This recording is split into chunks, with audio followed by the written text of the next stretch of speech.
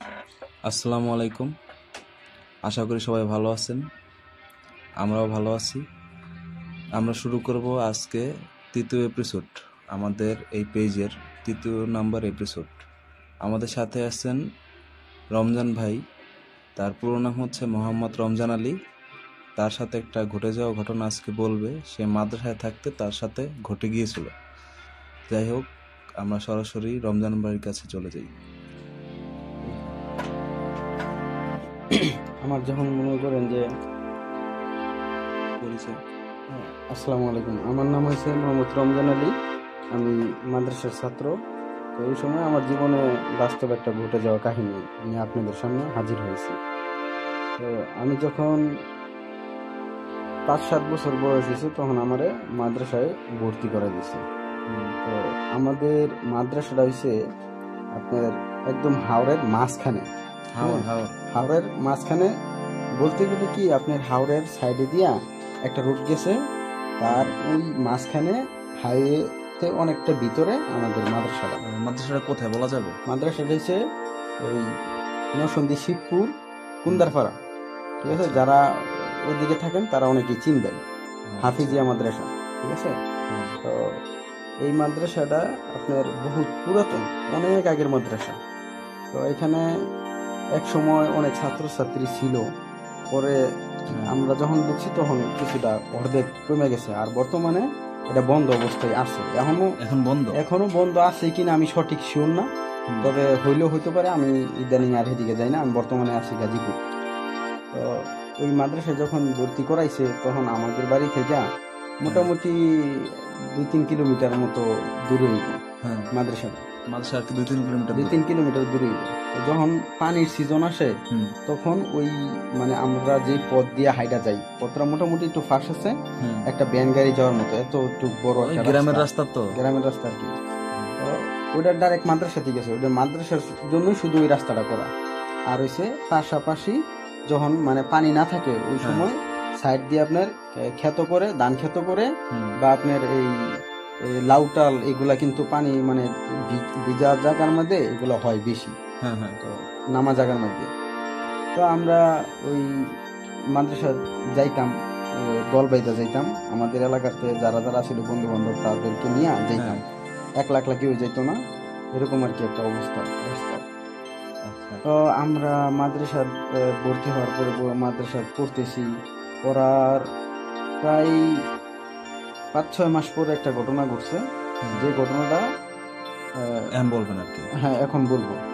এই ঘটনাটা আসলে জিনিসটা কি আমি নিজেও বুঝতে পারি নাই, তো আপনাদের কাছে তুইলা ধরলে আপনারা অনেকেই বুঝতে পারবেন যে কি হয়েছে। তো আমাদের হুজুরের বাসাটা হয়েছে আপনার এই মাদ্রাসা থেকে অনেকটা দূরে। উনি সাইকেল আপনাদের থেকেও দূরে? আমাদের থেকেও দূরে। আমরা যে জায়গা থেকে আসি আমাদের বাসা 3 কিলো, ওনার বাসা আরো দূরে। তো উনি সাইকেল হয় এরকমই 5 কিলোর মতো হবে। তো উনি সাইকেল দিয়ে যাতায়াত করতো মাদ্রাসার যে বড় হুজুর। আর এখানে যে হাফেজ যারা আসিল, মানে ওই বড় প্রিন্সিপাল হুজুরের পরে যারা আসিল, যারা হাফিজি পড়াইতো, উনি তো হচ্ছে প্রিন্সিপাল। উনি তো আর সবার পড়াইতো না, পরীক্ষার সময় উনি আর কি পরীক্ষা টরীক্ষা নিত। তো ওনারা ওইছে এই জায়গায় থাইকেই, অনেক দূরে থেকে অনেকে আসতো, আইসা এই জায়গায় থাইকেই ওনারা পড়াশোনা করাইতো আমাদেরকে, অন্য সব হুজুররা। তো তার মাঝে আমাদের একটা হুজুর ছিল খুব রাগী, তার নাম হয়েছিল হাসান হুজুর।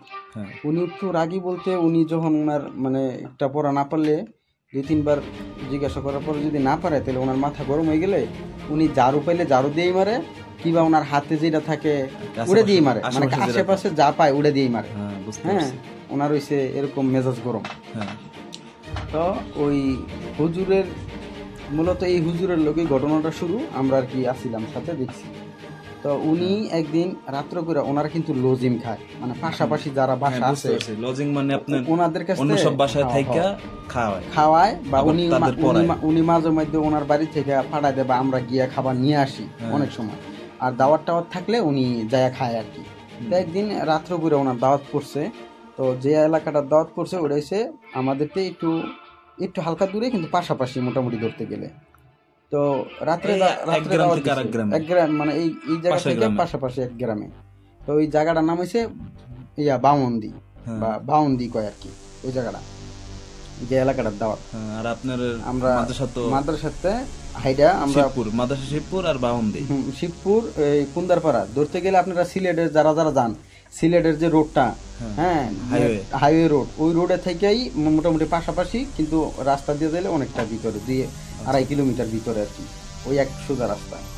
তো ওই হুজুরের সাথে মানে আমাদেরকেও মানে কয়েক 2-3 জনকে নিয়ে যাবে আর কি, যে দাওয়াত খাওয়ার জন্য। ওনারা তো আর একলা যায় না, বা একলা দাওয়াতও দেয় না, লোকে পাশাপাশি আরো কিছু লোকের দাওয়াত দেয়। তো যাই হোক, আমরা রাত্রেবেলা রওনা দিছি এই প্রায় 10টার দিকে আর কি, নামাজ টামাজ পড়ে একদম আমরা রওনা দিছি। এশার পরে, এশার পরে এশার পরও ওরা নামাজ পড়ার পরও আরো কিছুক্ষণ পরে রওনা দিছি আমরা। এশার পর নামাজের পরও আমরা 9টা 9:30 কি বা 10টা এরকম ধরে রাখি, এরকম দিকে গেছি আমরা এই ওনাদের বাড়িতে হাঁটতে হাঁটতে গেছি, হাঁটতে হাঁটতে আসবো আর কি। পরে যখন যাইলাম গিয়া দাওয়াত খাইলাম, দাওয়াত খাওয়ার পরে যখন আমরা রিটার্ন আসবো, তখন আমাদের এসে গিয়া মানে ওই যে লাইনটা আমরা বলছিলাম, মানে রাস্তাটা তার চেয়ে চিকন রাস্তা আর কি, এটা তো একজন যাইতে পারবো, একজন ক্রস করতে পারবো, এটা বেশি বড় না, ওই লাইন দিয়ে আমাদের আসা লাগে। আর দোনো সাইড দিছে ডান খেয়ে। তো ওই সময় আমরা দাওয়াত থেকে রিটার্ন আসার সময় আমরা দেখতেছি যে ওই লাইলের উপরে, হ্যাঁ, মাঝখানে একটা মানে কি বলে, সাপের মণি তো বলে গেল, মানে আলো, ওই জায়গাটার মধ্যে পুরোটাই আলো হয়ে রয়েছে, সাপের মণি এটা ওই জায়গাটার মধ্যে আলো হয়ে রয়েছে। আর ওই সাপটা ওটার পাশ দিয়েই ঘুরতেছে, তার মাঝে হয়েছে আবার আপনার আমাবস্যা রাত, মানে একদম অন্ধকার, ওই রাতে অন্ধকার থাকে, অন্ধকার থাকে করতেছে, অন্ধকারেই একমাত্র এই সাপগুলা বা মণি নিয়ে বের। তো আমরা আমাদের হুজুরে আসলো, আসার পরে যখন দেখলো যে না হাতের মণি, তখন হুজুর কি করলো, আবার রিটার্ন এই মাদ্রাসাতে আসছে। আসার পরে এখন ওই আমরা এই জায়গায় দাঁড়ায় আছি, হ্যাঁ, আমরা আমাদেরকে দাঁড় করায় রাখছে। আর হুজুরের সাথে একটা ছাত্র নিয়ে হুজুর গেছে, মানে ওনার প্ল্যান হয়েছে যে হাতের মণিটা উনি নিবে। তো উনি যখন মনে একটা ব্যাড মতলব আছে, হ্যাঁ, ওনার মনিটা অনেক টাকা দাম তো এটা। তখন উনিরা এই মাদ্রাসাতে গেছে, যাওয়ার পরে ওই জায়গা থেকে কি করছে, আপনার খেতা আর ওই সালা নিয়ে আসছে, হ্যাঁ, মানে এই মনিটার যদি ডাইকা দেওয়া হয় তাহলে আর সাপে চোখ দেখবে না, প্লাস উনি মনিটা নিয়ে যেতে পারবে আর কি, যা শুনছে মুরব্বীতে সেটাই আর কি ইয়া করবো। পরে উনি এই খেতা নিয়ে আসা ওইটারে ঢাইকা ফেলাইছে, ঢাইকা ফেলানোর পরে ওই সাপের মুনিটা ওই জায়গা থেকে নিয়েও আসছে। নিয়ে আসার পরে প্রিন্সিপাল স্যারের যে রুম, বড় হুজুরের, ওনার ওই রুমের ভিতরে ওরা রাখছে। এটা কত বড় হইব? এটা মোটামুটি ধরেন আপনার একটা আপেলের মতো হতে পারে, একটা আপেলের মতো হবে সাইজে, একটা আপেলের মতো হবে। তো মোটামুটি এই মুনি নিয়ে আসছে, নিয়ে আসার পরের দিনের কাহিনী, ওই দিনের সবাই ওই দিন তো নিয়ে এসে সবাই ঘুমায় গেছে। তো পরের দিনের যখন কাহিনীটা, তখন এই সাপ, যে সাপের মণি, এই সাপ আস্তে আস্তে ওই মণি খোঁজ করতে করতে সে আমাদের প্রিন্সিপালের রুমে রাত্রে চলে আসছে। হ্যাঁ, তো ওদের হয়তো মানে আপনারা অনেকে জানেন কিনা জানি না, ওরা কিন্তু জিব্রা দিয়া, মানে আমরা যেমন নাকে শুইয়া একটা গান দিই, ওরা কিন্তু জিব্রা বাই করে ওই গান আনে, ঠিক আছে, যে ওর মানে মণি কই দিয়ে গেছে, ওর যেহেতু মণি, ওর তো এটার একটা গান তো আছে, বা টান আছে যেমনি বুঝে আর কি। তো ওরা ওইভাবে ও সাপটা বুঝে। তো সাপটা এখন আপনাদের কাহিনী কই, যে সাপটা কি রকম ধরনের ছিল, আমরা তো ওই সময় যখন মনি আনছি তখন আমরা সাপ দেখি নাই। পরে যখন রিটার্ন রাত্রে যখন সাপে মনি নিতে আসছে, তখন আমরা দেখা অবাক হতভম্ব, কারণ সাপটা এরকম ছিল, আমার লাইফে আমি এরকম কোনো সাপ আমি জীবনে দেখি না। সাপটা হয়েছে আপনার 5-6 ফিটের মতো হইব লম্বা, 5-6 ফিটের মতো হইব লম্বা। আর এই সাপের দাড়ি আছে, মোচও আছে, মানে সাপের দাড়িও আছে, গোপও আছে। আবার এই সাপের মাথায় সেম, মাথার উপরে ফোনা ধরলে যে মাথার উপরে যে চিহ্নটা থাকে, ওই চিহ্নটা সেম আল্লাহ ফুলা এরকম দেখা যায় আর কি, স্পষ্ট দেখা যাইতেছে এই সাপের মাথায়। আর এই সাপের মাথায়ও মনে করেন যে আপনার এই একটা চিকচিক একটা মানে আলো পাওয়া যায়, চিকচিক করে আর কি মাথা এরকম। হয়তো জিন হইতে পারে। এখন আসলে এটা কি আমরা তো আর জানি না। তা আমার লগে ঘটে যাওয়া এই কাহিনী, তখন এই কাহিনীটা হইছে আমাদের যে মাদ্রাসা হইছে এই সাপটা আমরা তাকে জানতাম না। এই সাপটা আমাদের মাদ্রাসার পাশে একটা গাছ আছে পাশে, এটা হচ্ছে আপনার তুলা গাছ কয়, আপনারা চিনেন না তুলা গাছ? শিমুল গাছ যেটা কয়, এই শিমুল বিশাল বড় একটা গাছ আছে। ওই গাছের আপনার ভিতরে খোরল পুরা ওই সাপটা থাকে, ঠিক আছে? এটা কি সবাই বলা বলি করছে? হ্যাঁ, সবাই বলা বলি করছে। এখন হুজুর যখন মানে মুনি নিতে আসছে, তখন ডাইরেক্ট প্রিন্সিপালের রুমে রাত্রে ঢুকে গেছে। ঢুকে গিয়া এই সাপের মনি সাপ উদ্ধার করে নিয়ে গেছে সবার সামনে দিয়া। নিয়ে যাওয়ার পরে আমাদের যে মানে ওই যে হুজুর ছিল মাদ্রাসা থেকে, তারা 2-3 জন, হাসান হুজুর, তারপর আরো হুজুর আছে, ওনারা 2-3 জন। অন্য সব হুজুরের সে বলে নাই কিছু? অন্য সব হুজুর যে পরে যে মুনি আনছে তখন তো উনি বলছে, ওই প্রিন্সিপাল হুজুরও বলছে, সবাই বলছে। পরে তখন রাত্রে যখন এই মুনি নিয়ে গেছে, তখন প্রিন্সিপাল হুজুর তো উনি বাড়ি চলে গেছে, তখন ওনারা যখন ছিল আর পাশে যে হুজুর ছিল ওনাদেরকে নিয়ে এই সাপের পিছে আমরাও গেছি। যাওয়ার পরে আমরা দেখছি আমাদের যে মাদ্রাসার পাশে যে শিমুল গাছ, ওই শিমুল গাছের ভিতরে গিয়ে ঢুকছে, মনি নিয়ে ঢুকছে। তারপরে এখন হুজুররা একটু ভয় পাইতেছে যে আমরা যে তার মনি নিয়েছি, সে কিরকম সাপ হলে তার মনি সে আবার খোঁজ করে নিয়ে যেতে পারে, আবার আমাদের কিছু করে নাকি, আমাদের কিছু করে কিনা, আমরা একটু ভয় পাইতেছি। যখন এই ভয় পাইতেছে, তারপরে মনিটাও নিয়ে এটার ভিতরে ঢুকছে। এখন ওনারা প্ল্যান করছে, আপনার পূজা আছে না, পূজাদেরকে খবর দিছে। তখন আপনার এই 2-3 ওজা আসছে, হ্যাঁ, 3 জন ওজা আসছে। তারা আবার আপনার এই যে সালা নিয়ে আসছে, তারপরে হচ্ছে যে আপনার তুষ নিয়ে আসছে।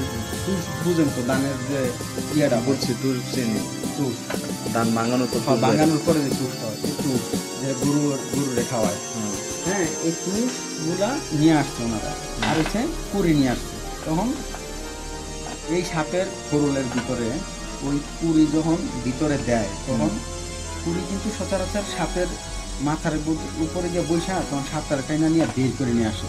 কিন্তু এই কুড়ি ছাড়ার পরে কুড়ি যে কটাই পাঠাইতেছে, মানে একটা পাঠাইতেছে, ওটা বাইঙ্গা ঘুরা ঘুরে আবার উপরে রিটার্ন দিতেছে।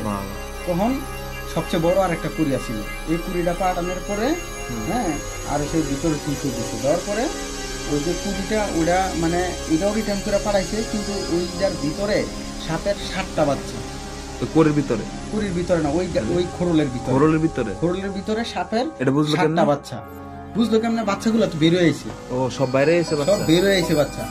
পরে বাচ্চা যখন বের হয়েছে, বের হয়ে যাওয়ার পরে ওর 1-2-3টা বাচ্চা ধরে লাইছে ওরা। সালার ভিতরে ওজারা ধরে, সাপুরেরা ধরে ফেলাইছে। ফালানোর পরে আরেকটা বাচ্চা যাইতেছে গা, ওটা ধরতে পারতেছে না, কিন্তু ওটারে মাইরা ফেলাইছে। এখন হচ্ছে আপনার আসল কাহিনী, মারার পরই সাপ তো মনে করেন যে বের হয়ে গেছে। বড় সাপটা মাত্র বের হয়েছে। এই বড় সাপটা বেরোনোর পরই একদম এক উজারে ছবল দিছে, ওটা মনে করেন দাপড়াইতে শেষ, নগদে শেষ, স্পট জায়গায় ডেট। তখন আসলে কিন্তু সহজে সাপে ছবল দিলে উজারে সহজে মরে না, হ্যাঁ, কি জানি করে রাখে, শরীর বন্ধক না জানি করে রাখে। তখন আর যে 2 যে ওজা ছিল, তারা সাপের বাচ্চা ওগুলার সাইডা দিয়া এই যে ক্ষেত পাতালে লাই দিয়ে দৌড় দিছে তো দিছে, আজকের দৌড় কালকের দৌড়, এর আর কেউ নাম নেয় নাই। পরে অন্য আরো যে কোজাই ছিল, পরে যখন হেরা এই ঘটনাটা খুলে বলার পরে কেউ রাজি হয় না এই সাপটারে আর ধরার জন্য। পরে ওই সাপটা ওই মাদ্রাসার যে আমাদের যে হুজুর ছিল, উনিও মনে করেন যে এই জায়গা চেঞ্জ করে উনি এই মাদ্রাসা ছেড়ে চলে গেছে, হাসান হুজুর। এখন অনেকদিন পরে এই সাপ তো মনে করেন যে মাঝে মধ্যেই এই বারোয়া চক্কর দেয়। পরে আপনাদের কিছু ক্ষতি করে না, মানে আমাদের কোনো ক্ষতি করে না। পরে এই জায়গায় এই অবস্থায় রইছে অনেক দিনই। তারপরে এই মোটামুটি কিছুদিন পরে আবার বেরোইছে। তো প্রিন্সিপাল হুজুরে এত বিষয়টা জানার পরে হ্যাঁ মানে চিন্তা করতেছে যে কি আমাদের ক্ষতি করব নাকি করব না, আর কি চিন্তায় পড়ে গেছে। চিন্তা কইরা তো এলাকার মানুষ নিয়ে জড়ো হইছে, এলাকার মানুষের বিষয়টা জানাইছে। তো এলাকার মানুষ বিষয়টা যাই না, পরে অনেকেই অনেক মন্তব্য করলো যে না থাক, যদি এটা কোনো ক্ষতি না করে, যেহেতু এটার একটা ক্ষতি আপনারা কইরা ফেলাইছেন, আর এটাও যেহেতু একটা মানুষ মানে একটা উজা মাইরা ফেলাইছে, তখন তো এলাকায় এমনি খবর হয়ে যায়, হ্যাঁ খবর হয়ে গেছে। পরে এটা নিয়ে একটা মিটিং দরবার বইছে যে এই কাহিনী কি করা যায়। সালিশি পরে কইতাছে যে এই যে শিমুল গাছটা এটা কাইটা লাওয়ার জন্য, যদি এটা কাইটা লাই তাহলে এটা আনতে চলে যাবো। আর আমরা মাদ্রাসার যারা ছাত্র যারা জানি, এটা তো অনেকেই এটার ভয় পাই বিষয়টা নিয়ে। পরে ওই সাপ ভিতরে আসিল কিনা জানি না, তখন আপনার ইয়ে আইছে, মানে গাছ যারা কাটে তাদের কি বলে, গাছ আওয়ার পরে হেরাইছে যখন, তখন আপনার কুড়াল দিয়ে যখন একটা কূপ দিছে, তখন আবার সাপ করতে নিয়ে হাজির হয়েছে।